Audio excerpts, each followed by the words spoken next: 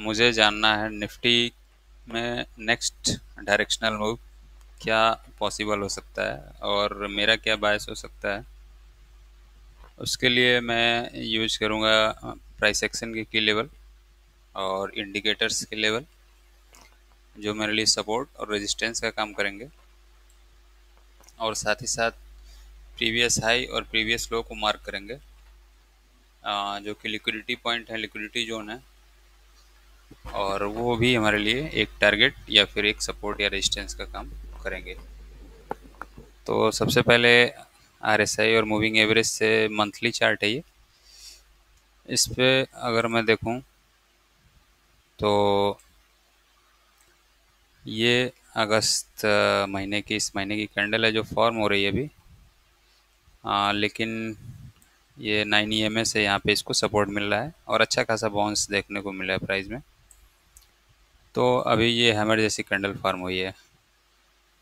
थोड़ा बैक देखें तो ये कैंडल है जुलाई वाली, इसके लो को प्राइस ने स्विप किया है, और इसके पीछे है ये जून की कैंडल, इसके लो को भी प्राइस ने स्विप किया है। तो प्रीवियस दो 2 मंथ की लिक्विडिटी को प्राइस ने स्विप किया है, और जो जुलाई मंथ की कैंडल थी वो जून मंथ के इनसाइड कैंडल थी। तो लिक्विडिटी दोनों साइड है, इन दोनों कैंडल्स के एबव भी लिक्विडिटी है, इन दोनों कैंडल्स के बिलो भी लिक्विडिटी है।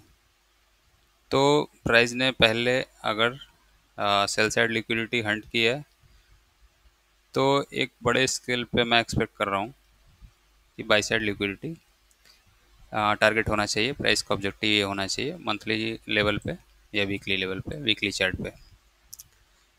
और मूविंग एवरेज को देखें, अगर मूविंग एवरेज हो गया, आरएसआई को अगर देखें तो RSI long term moving average से रिजेक्शन लिया, short term moving average already long term moving average के बिलो है, और आरएसआई ने यहाँ ब्रेक कर दिया है शॉर्ट टर्म मूविंग एवरेज को, और नेक्स्ट सपोर्ट 60 लेवल है।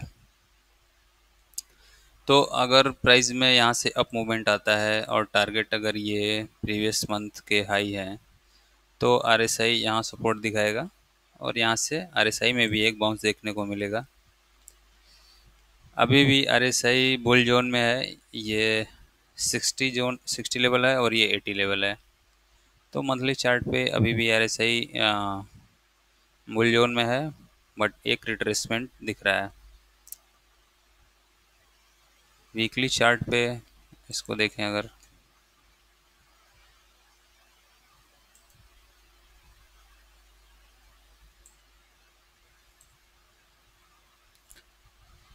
वीकली चार्ट पे डेली का आरएसआई अगर देखें, डेली वीकली चार्ट का आरएसआई, तो ये 60 लेवल है और ये शॉर्ट टर्म मूविंग एवरेज है। तो ये सारा कुछ यहाँ से पॉजिटिव और बुलिश हुआ, बट 60 लेवल पे सपोर्ट लेने में फेल हुआ आरएसआई, और ये प्रीवियस लो को ब्रेक कर दिया है।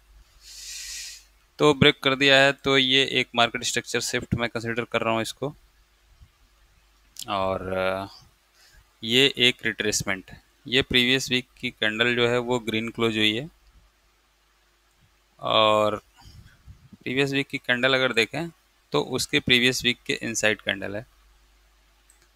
तो ये ग्रीन कैंडल हुई है और प्रीवियस वीक के हाई के आसपास है प्राइस। तो मैं एक्सपेक्ट कर रहा हूँ कि ओपनिंग आसपास हो या थोड़ा गैप अप होके पहला टारगेट मेरा प्रीवियस वीक का और इस वीक का, इन दोनों वीक के हाई होंगे, और इसके ठीक अब ये 9 EMA है जो एज ए रेजिस्टेंस का काम करेगा। और देखते हैं, लेकिन आरएसआई अगर देखें तो ये लॉन्ग टर्म मूविंग एवरेज के से रिजेक्शन लेने ही वाला है, और अगर यहाँ रिजेक्शन मिलता है प्राइस में और गैप डाउन ओपनिंग होती है तो फिर नीचे कहीं लोअर टाइम फ्रेम में डेली या 1 आवर चार्ट पे सपोर्ट को टारगेट बना के फिर ट्रेड सेटअप फाइंड करेंगे सेल का। लेकिन अगर बुलिश बिहेवियर दिखाता है प्राइस तो वीकली चार्ट के हिसाब से मेरा जो बायस बन रहा है वो इन दोनों वीक्स के हाई को प्राइस टारगेट कर सकता है और इस 9 EMA को रीटेस्ट कर सकता है, और यहाँ से हो सकता है रिजेक्शन मिले। बाकी जो लेवल्स मेरे लिए इम्पोर्टेंट है प्राइस एक्शन के हिसाब से देखें, अगर तो ये कंसोलिडेशन, ये एक्सपेंशन, एक्सपेंशन के बाद रिट्रेसमेंट या रिवर्सल, दोनों में से कोई एक हो सकता है। तो ये एक रिवर्सल कंसिडर कर रहा हूँ मैं, चूँकि प्रीवियस स्विंग लो को प्राइस ने ब्रेक कर दिया है। तो ये as a market structure shift है। तो जो स्विंग अगर ब्रेक हुआ है, इसके बाद ये एक रिट्रेसमेंट आ रहा है। रिट्रेसमेंट कहाँ तक आएगा ये जानना ज़रूरी है। वो हमारे लिए टारगेट हो सकता है अपसाइड की तरफ। तो ये मैंने लेवल मार्क कर रखा है। ये अपसाइड में ये वेरिस फेयर वैल्यू गैप है वीकली चार्ट का, ये मैंने मार्क किया है। और डाउन साइड में मेरे लिए जो लेवल काम करेगा सपोर्ट का, वो है ये वीकली ओपनिंग गैप।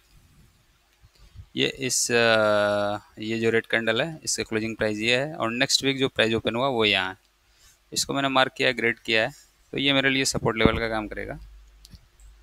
और अगर इस बेयरिश फेयर वैल्यू गैप को देखें, तो वो ये एग्जैक्टली इसके ऊपर एग्जिस्ट कर रहा है।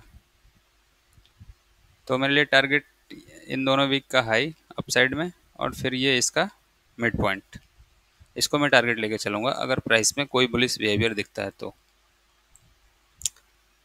बाकी इसको वॉल्यूम प्रोफाइल से अगर देखें,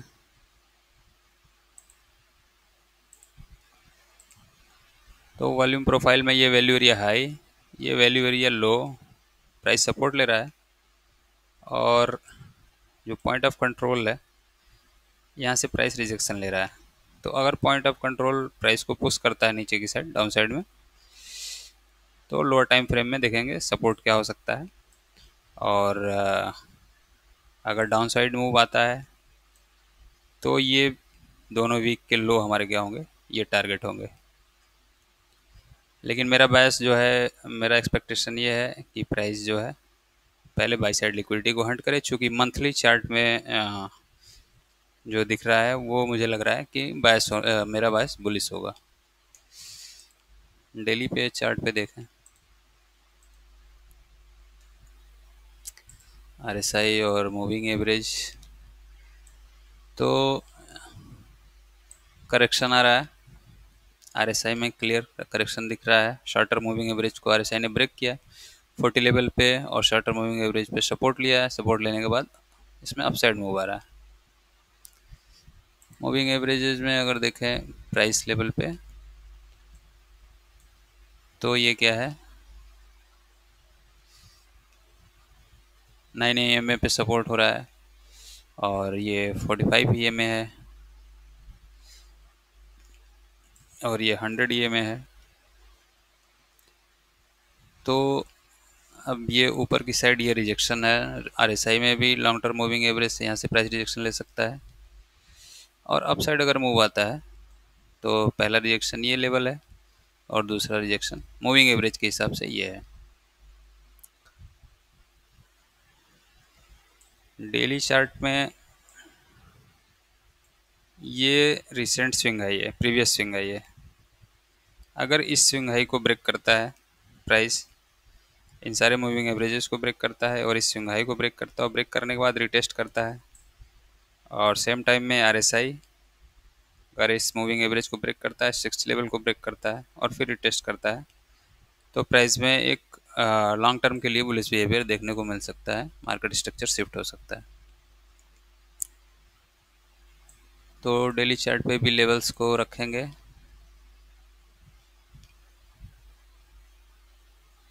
मार्क करके।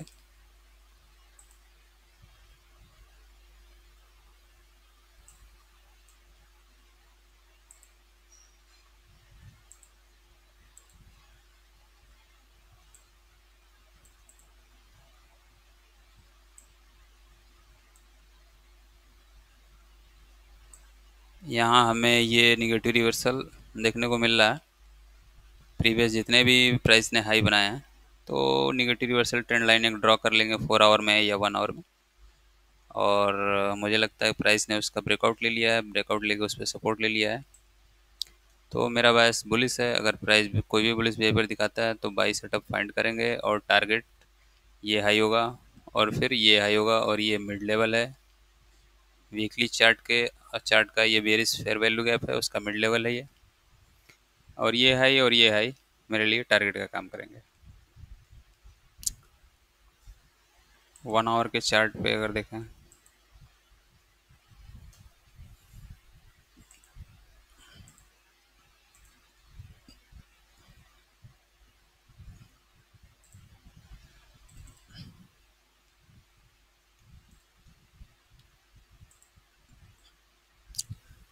1 आवर के चार्ट पे प्राइस में अगर देखें तो एक तरीके से मार्केट स्ट्रक्चर चेंज हो चुका है। प्रीवियस हाई को प्राइस ने ब्रेक किया और हायर स्विंग लो क्रिएट होना स्टार्ट हो चुका है प्राइस में, और प्राइस इस मूविंग एवरेज पे सपोर्ट ले रहा है। तो 1 आवर में भी नेक्स्ट टारगेट मुझे जो है ये 200 EMA दिख रहा है, अगर मूविंग एवरेज के हिसाब से भी देखें तो। लेकिन RSI क्या है कि ये 60 लेवल से बार बार रिजेक्शन ले रहा है, तो ये एक इंडिकेशन मुझे बेयरिश दिख रहा है, क्योंकि 1 आवर चार्ट पे RSI बियर रेंज में ही है, जो कि 60 और 20 का रेंज होता है। लेकिन अगर मूविंग एवरेज पे RSI को सपोर्ट मिल जाता है तो फिर एक ब्रेकआउट देखने को मिल सकता है, और फिर इस पे सपोर्ट और एक अप मूवमेंट देखने को मिल सकता है। हो सकता है कि प्राइस में फिर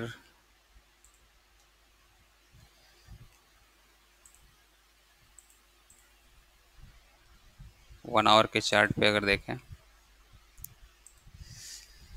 तो ये हमारे पास वीकली के हिसाब से टारगेट है।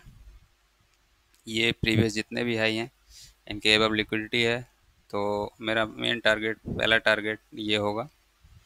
जो भी होगा ओपनिंग के साथ हो सकता है प्राइस गैप डाउन ओपन हो या फ्लैट ओपन हो। अगर प्राइस डाउन साइड की तरफ आता है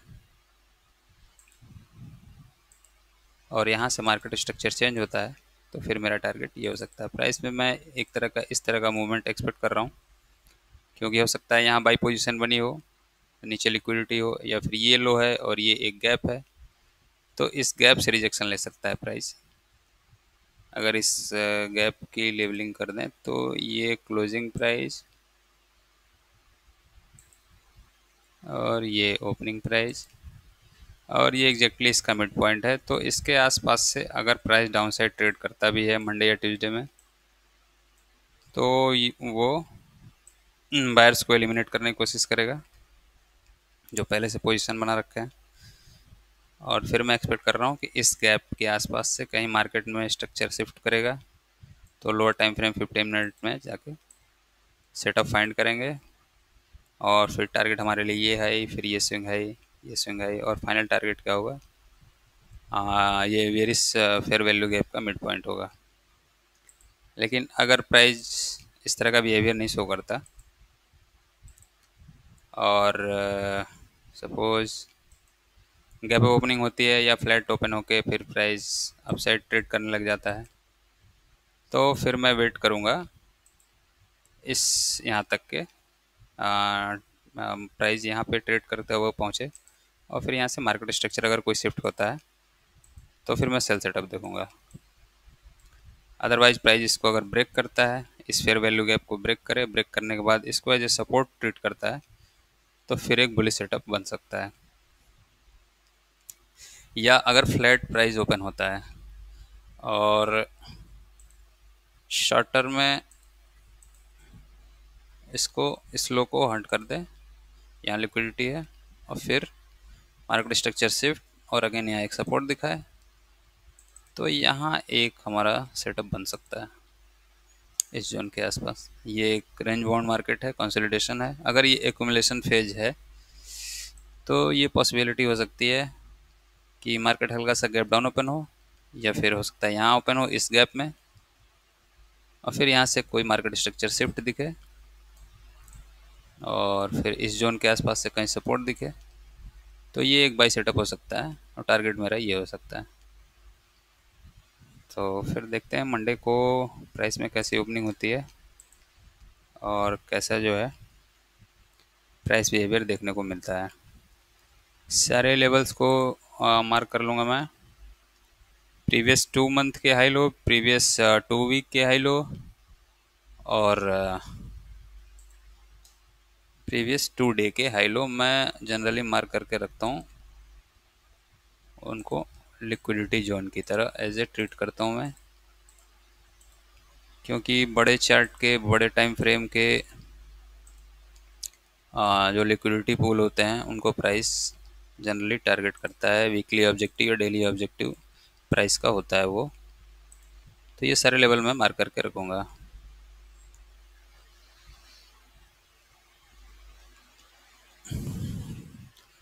वीकली चार्ट पे एक चीज़ और मार्क रखा है मैंने, वो है